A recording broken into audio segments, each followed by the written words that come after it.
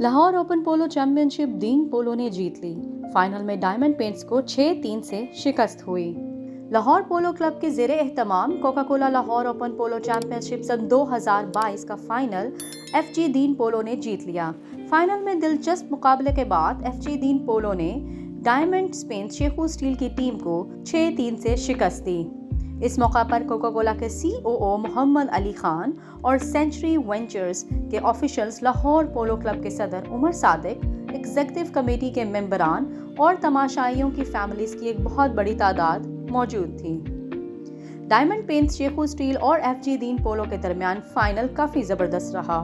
Diamond paints Shekhu steel की team ने पहले 2 चक्कर्स में बढ़तरी हासिल की, मगर एफजी दीन पोलो की टीम ने ज़बरदस्त खेल पेश करते हुए तीसरे और चौथे चक्कर में मैच का पांसा पलट दिया।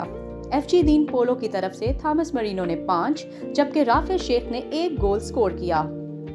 डायमंड पेंट्स शेखू स्टील की तरफ से निकोलस की जगह खेलने वाले मैनुअल क्रॉनिस ने 3 गोल स्कोर किए। कबल अजीज सब्सिडरी फाइनल में रमिंगटन फार्मा ने मास्टर पेंट्स ब्लैक की टीम को आखिरी लम्हात में गोल करके 7-6 से हरा दिया।